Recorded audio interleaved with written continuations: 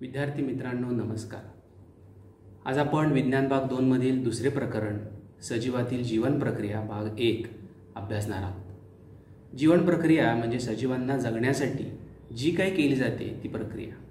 त्यामध्ये वेगवेगळ्या क्रिया, अन्नग्रहण, अन्नाचे पचन, रक्ताभिसरण, चयापचय प्रक्रिया, श्वसन, पेशी विभाजन अशा अनेक क्रियांचा समावेश होतो। मग या क्रिया करताना सजीवांना ऊर्जेची आवश्यकता असते। मग ही ऊर्जा सजीव अन्न पदार्थातून प्राप्त करून घेतात। अन्न पदार्थातून ऊर्जा प्राप्त करून घेण्याच्या या प्रक्रियेलाच आपण श्वसन म्हणतो। तर विद्यार्थी मित्रांनो, आपण श्वसन म्हणजे काय हे सविस्तरपणे पाहू। सजीवांमध्ये श्वसन हे 2 प्रकारे होते। पहिला प्रकार शरीर स्तर श्वसन। या श्वसनामध्ये सभोवतालचे वातावरण व शरीर यांच्यामध्ये ऑक्सिजन व कार्बन डायऑक्साईड या वायूंची देवाणघेवाण होते। दुसरा प्रकार आहे पेशी स्तर श्वसन। या श्वसनामध्ये अन्नपदार्थांचे ऑक्सिजनच्या मदतीने किंवा ऑक्सिजन शिवाय ऑक्सिडीकरण केले जाते। यामध्ये प्रामुख्याने कर्बोदकांचे व ग्लुकोजचे टप्प्याटप्प्याने ऑक्सिडीकरण केले जाते। पेशी स्तर श्वसनाचे पुन्हा 2 टप्पे पडतात। पहिला टप्पा ऑक्सिश्वसन आणि दुसरा टप्पा विनॉक्सिश्वसन। त्यामधला पहिला भाग बघूया आपण, ऑक्सिश्वसन। या श्वसनामध्ये ऑक्सिजन भाग घेतो, म्हणजे ऑक्सिजन बरोबर होणारे हे श्वसन असतं। या टप्प्यामध्ये ग्लुकोजचे ऑक्सिडीकरण केले जाते आणि याचे पुन्हा 3 भागामध्ये आपल्याला विभाजन बघता येते। त्यातला पहिला जो भाग आहे तो म्हणजे ग्लुकोज विघटन, त्याला ग्लायकोलिसिस असंही म्हटलं जातं। या प्रक्रियेचा शोध गुस्ताव एमडेन, ओटो मेयरहॉफ आणि जेकब पार्नास व त्यांच्या सहकाऱ्यांनी मिळवून लावला। म्हणून या प्रक्रियेला एमडेन मेयरहॉफ पार्नास पाथवे असंही म्हटलं जातं। ही क्रिया पेशीद्रव्यामध्ये घडते। सर्वात महत्त्वाचा भाग म्हणजे ही क्रिया पेशींच्या पेशीद्रव्यामध्ये घडत असते। यामध्ये ग्लुकोजच्या एका रेणूचे, ज्याचं रेणूसूत्र आहे C6H12O6 याचे विघटन होते व त्यापासून पायरुविक आम्ल, ज्यामध्ये कार्बनचे 3 रेणू असतात, ॲडोनिसिन ट्रायफॉस्फेट म्हणजे ATP, NADH2, निकोटिनामाइड ॲडेनाइन डायन्यूक्लियोटाइड व पाणी यांचे प्रत्येकी 2 रेणू होतात। या प्रक्रियेत पायरुविक आम्लाच्या रेणूचे रूपांतर पुन्हा ॲसिटिल कोएन्झाईम A या रेणूमध्ये होते व त्याबरोबर कार्बन डायऑक्साईडचे 2 रेणू, NADH2चे 2 रेणू आपल्याला मिळत असतात। ॲसिटिल कोएन्झाईम A या रेणूमध्ये 2 कार्बन असणारे अणू आपल्याला मिळत असतात। हा झाला पहिला टप्पा, तो म्हणजे ग्लुकोजचे विघटन। या विघटनामध्ये ग्लुकोजचे रूपांतर पायरुविक आम्लामध्ये, पायरुविक आम्लाचे रूपांतर ॲसिटिल कोएन्झाईम A या रेणूमध्ये होण्याचा हा पहिला टप्पा आहे। ऑक्सिश्वसनाचा दुसरा टप्पा आपण आता विचारात घेऊ, तो म्हणजे ट्राय कार्बोक्झिलिक आम्ल चक्र, यालाच क्रेब्स सायकल असंही म्हणलं जातं। ही चक्रीय अभिक्रिया सर हेन्स क्रेब यांनी शोधली। या शोधासाठी त्यांना सन 1953चा नोबेल पुरस्कार मिळाला। म्हणून या चक्राला क्रेब चक्र असेही म्हणतात। ही अभिक्रिया तंतुकणिकेमध्ये होते। म्हणजे आपण पाहिलं की पहिली अभिक्रिया ही पेशीद्रव्यामध्ये होते, तर ही अभिक्रिया तंतुकणिकेमध्ये होती। या अभिक्रियेत तंतुकणिकेत ॲसिटिल कोएन्झाईम A या रेणूचे, ॲसिटिलचे पूर्णपणे ऑक्सिडीकरण केले जाते व त्यापासून carbon dioxide H2O, NADH2, FADH2 म्हणजे फ्लॅविन ॲडेनाइन डायन्यूक्लियोटाइड आणि ATPचे रेणू मिळतात। इथं आपण आकृती बघतोय, इथं एक तंतुकणिक आहे। तंतुकणिकेचे 2 आवरण आहेत, आतील आवरण आणि बाहेरील आवरण। यामध्ये जेव्हा पायरुविक आम्ल जातं त्यामध्ये असणारं विकर मॅट्रिक्स, याचं ॲसिटिल कोएन्झाईम A याचं रूपांतरण, याचं ऑक्सिडीकरण म्हणजे आपण श्वासोश्वासामध्ये घेतलेलं ऑक्सिजन आणि ॲसिटिल कोएन्झाईम A यांचं ऑक्सिडीकरण होतं आणि यामधून आपल्याला ATPचे रेणू मिळत असतात। हे जे चक्र आहे, या चक्रालाच आपण TCA म्हणजे ट्राय कार्बोक्झिलिक आम्ल चक्र असंही म्हणत असतो। आता आपण या प्रक्रियेचा तिसरा टप्पा बघू, इलेक्ट्रॉन वहन साखळी, त्याला ETC रिॲक्शन असे म्हणलं जातं। आपण पाहिलं की NADH2 आणि FADH2 हे दोन्हीही रेणू ज्यावेळी पेशीमध्ये रासायनिक अभिक्रिया होत असते तेव्हा इलेक्ट्रॉन वहनाचं काम करत असतात। म्हणून या साखळीला इलेक्ट्रॉन वहन साखळी असे म्हणले जाते। ही अभिक्रियासुद्धा तंतुकणिकेमध्ये होते. या अभिक्रियेमध्ये NaDH2च्या प्रत्येक रेणूपासून 3 आणि FADH2च्या प्रत्येक रेणूपासून 2 ATPचे रेणू मिळतात व त्याबरोबर पाण्याचेही रेणू मिळतात. आता आपण बघूयात की कर्बोदके, स्निग्ध पदार्थ व प्रथिने यांची ऑक्सिश्वसन करून ऊर्जा मिळवण्याची प्रक्रिया. यामध्ये आपण बघतो की स्निग्ध पदार्थ, कर्बोदके आणि प्रथिने हे तीनही आपल्या अन्नपदार्थातून मिळणारे घटक असतात. आपण पाहिलं की कर्बोदकांचं ग्लुकोज विघटन होतं. ग्लुकोज विघटनानं पायरुविक आम्ल तयार होतं. पायरुविक आम्लाचं ॲसेटिल कोएन्झाईम ए मध्ये रूपांतरण होतं आणि ॲसेटिल कोएन्झाईम एचे ऑक्सिडीकरण क्रेब चक्राद्वारे होते व कार्बन डायऑक्साईड H2O आणि ऊर्जा ATPच्या स्वरूपामध्ये मिळते. दुसरा भाग आहे स्निग्ध पदार्थ. स्निग्ध पदार्थाचं विघटन होतं आणि आपल्याला मेदाम्ले मिळतात. मेदाम्लांचे डायरेक्ट ॲसेटिल कोएन्झाईम ए या रेणूमध्ये रूपांतरण होतं. पुन्हा क्रेब चक्राद्वारे कार्बन डायऑक्साईड H2O आणि ऊर्जा मिळते. प्रथिनांचं रूपांतरण अमिनो अम्लांमध्ये होतं. त्यांचं विघटन होऊन पुन्हा ॲसेटिल कोएन्झाईम ए हा रेणू मिळतो. क्रेब चक्राद्वारे पुन्हा आपल्याला कार्बन डायऑक्साईड H2O अधिक ऊर्जा मिळते. उपासमार, उपोषण अशा परिस्थितीमध्ये जर शरीरात कर्बोदकाचा साठा कमी असेल, कारण आपण अन्नपदार्थातून जास्तीत जास्त कर्बोदकं घेत असतो, अशावेळी कर्बोदकाचा साठा कमी झाला तर ऊर्जा मिळवण्यासाठी स्निग्ध पदार्थाचे रूपांतर मेदाम्लांमध्ये होते व प्रथिनांचे रूपांतर अमिनो अम्लांमध्ये होते आणि शेवटी ॲसेटिल कोएन्झाईमद्वारे क्रेब चक्राच्या माध्यमातून आपल्याला कार्बन डायऑक्साईड H2 आणि सर्वात महत्त्वाची गोष्ट म्हणजे ऊर्जा मिळते. आता आपण पाहिलं की ऑक्सिश्वसनामध्ये ऊर्जा ही ATPच्या रेणूच्या स्वरूपामध्ये मिळते. मग हा ATPचा रेणू नेमका काय आहे हे आपण बघूयात. ATP म्हणजे ॲडिनोसिन ट्रायफॉस्फेट. रासायनिकदृष्ट्या हा रेणू ॲडिनोसिन रायबोन्यूक्लिओसाइडपासून तयार झालेल्या ट्रायफॉस्फेटचा रेणू असतो. यामध्ये ॲडेनिन हा नत्रयुक्त रेणू आहे.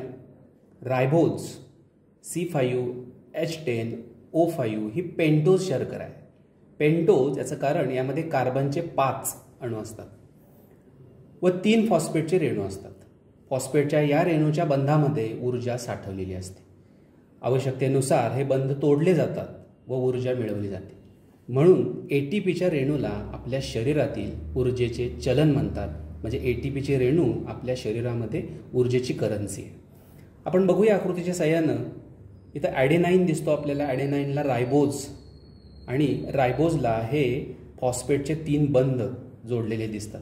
या बंधामध्ये ऊर्जा साठवलेली. शरीराला जेव्हा आवश्यकता असते तेव्हा हे बंध तोडले जातात आणि त्यापासून मुक्त झालेली ऊर्जा शरीर आपले विविध कार्य करण्यासाठी वापरतो आणि मग शेवटी असेंद्रिय फॉस्फेट शिल्लक राहतो.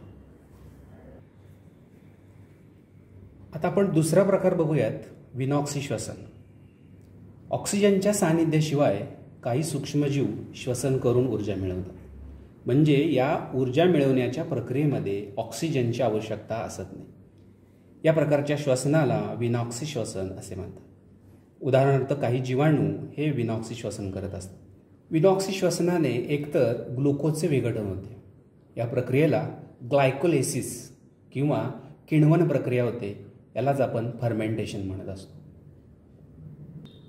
विनॉक्सी श्वसनाद्वारे खालील क्रिया घडतात. ग्लुकोजचे अपूर्ण विघटन होऊन कमी ऊर्जा मिळते. म्हणजे यामध्ये ग्लुकोजचे अपूर्ण विघटन होते, त्यामुळे ऊर्जेचे प्रमाणसुद्धा कमी असते. ग्लुकोजच्या विघटनातून पायरुविक आम्ल तयार होते. पायरुविक आम्लाचे इतर काही विकारांच्या मदतीने इतर कार्बनी आम्लांमध्ये आणि अल्कोहोलमध्ये रूपांतरण होते. या प्रक्रियेलाच किण्वन असे म्हणतात. काही उच्चस्तरीय प्राणी, वनस्पती व ऑक्सिजनच्या सानिध्यात राहणारे सूक्ष्मजीवसुद्धा ऑक्सिजनची पातळी कमी झाल्यास विनॉक्सी श्वसनाचा अवलंब करतात. उदाहरणार्थ बीजांकुरणाच्या वेळी जमीन पाण्याखाली गेली असता बीजे विनॉक्सी श्वसन करतात. व्यायाम करताना आपल्या मांसपेशी म्हणजे स्नायू विनॉक्सी श्वसन करतात. त्यामुळे ऊर्जा कमी तयार होऊन किण्वन प्रक्रियेने लॅक्टिक आम्ल साठते व आपल्याला थकल्यासारखे वाटते.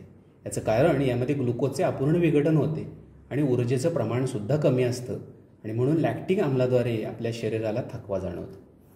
विविध सजीवांमध्ये, पेशींमध्ये होणारे विनॉक्सी श्वसन या तक्त्यामध्ये दाखवलेले आहे.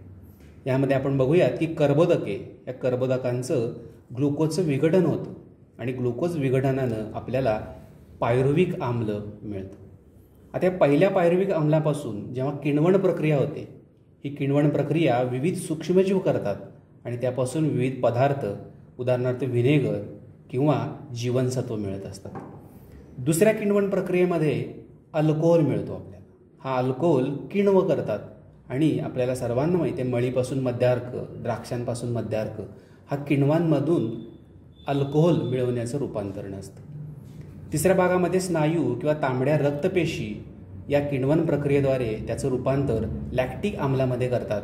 आत्ताच आपण उदाहरण बघितलं की मांसपेशीमध्ये या स्नायू लॅक्टिक आम्ल तयार करत असतात. आता आपण पाहिलं की श्वसनाच्या 2 प्रकारामध्ये ऑक्सिश्वसन आणि विनॉक्सिश्वसन आपल्याला ऊर्जा कशी प्राप्त होते.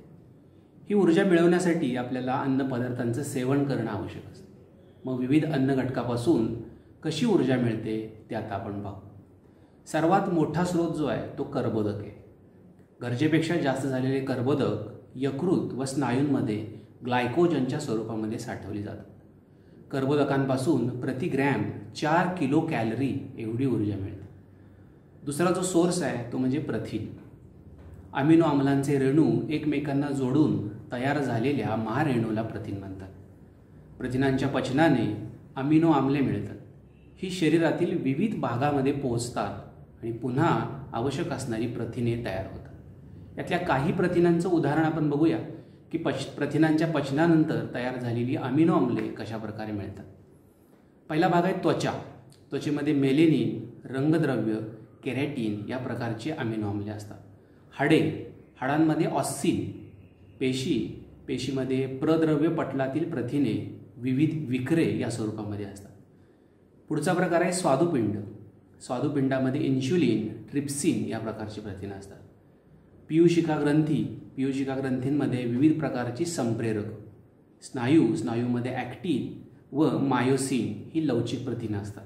रक्तामध्ये हिमोग्लोबिन आणि प्रतिपिंडे. गरजेपेक्षा जास्त प्रथिनांपासून मिळालेली अमिनो आम्ले शरीरात न साठवून ठेवता त्याच्या विघटनाद्वारे अमोनिया तयार होऊन तो शरीराबाहेर टाकला जातो. पण शरीराला जेव्हा गरज असेल तेव्हा पुन्हा प्रथिनांपासून ऊर्जा मिळवता येते. प्रथिनांपासून 4 किलो कॅलरी प्रति ग्रॅम एवढी ऊर्जा मिळते. वनस्पतींना लागणारी प्रथिने वनस्पती खनिजांपासून मिळवतात. वनस्पती पेशींच्या हरित लवकांमध्ये असलेले रुबिस्को नावाचे विकर हे निसर्गात आढळणारे सर्वात जास्त प्रथिने. पुढचा सोर्स आहे तो म्हणजे स्निग्ध पदार्थ. मेदाम्ले व अल्कोहोलचे रेणू विशिष्ट रासायनिक बंधाने जोडून स्निग्ध पदार्थ तयार होतात. मेदाम्ले शरीरात शोषली जातात व त्याद्वारे आपल्या शरीराला पुढील प्रमाणे उपयोग होतो.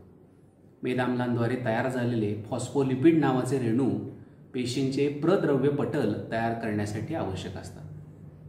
प्रोजेस्टेरॉन, इस्ट्रोजेन, टेस्टेस्टेरॉन, अल्डोस्टेरॉइड व यासारखी संप्रेरके स्रवण्यासाठी यांचा उपयोग होतो. चेतापेशींच्या अक्षतंतूभोवती आवरण तयार करण्यासाठीही यांचा उपयोग होतो. स्निग्ध पदार्थांद्वारे प्रति ग्रॅम 9 किलो कॅलरी एवढी ऊर्जा मिळते. गरजेपेक्षा जास्त स्निग्ध पदार्थ चरबीयुक्त संयोजी ऊतींमध्ये साठवले जाते आणि मग जर जास्त आपण स्निग्ध पदार्थांचं सेवन केलं तर आपल्या शरीरामध्ये हळूहळू चरबी वाढायला लागते. पुढचा सोर्स आहे जीवनसत्वे. जीवनसत्वांचे A, B, C, D, E व K असे 6 प्रकार असतात. त्यापैकी A, D, E व K ही मेदविद्राव्य असतात, म्हणजे मेदांमध्ये विरघळतात.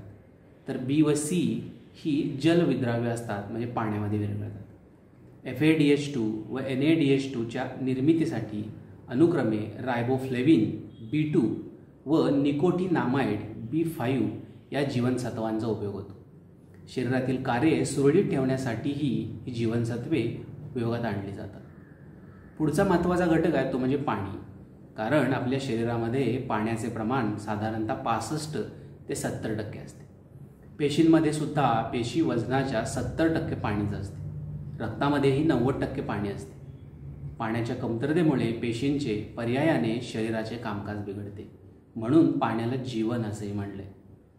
पुढचा आहे तंतुमय पदार्थ. तंतुमय पदार्थांचं पचन होत नाही, पण टाकाऊ पदार्थ शरीराबाहेर टाकण्यासाठी यांचा उपयोग होतो. पालेभाज्या, फळे, धान्य यापासून आपल्याला तंतुमय पदार्थ प्राप्त होतात. पाहिलं मित्रांनो, श्वसनाच्या 2 पद्धतीने सजीव कशा प्रकारे ऊर्जा मिळवतात. ऑक्सी श्वसनामध्ये ऑक्सिडीकरणाने ऊर्जा मिळते, तर विनॉक्सी श्वसनाने किण्वन प्रक्रियेने ऊर्जा मिळते. ही ऊर्जा ATP या चलनामध्ये साठवली जाते.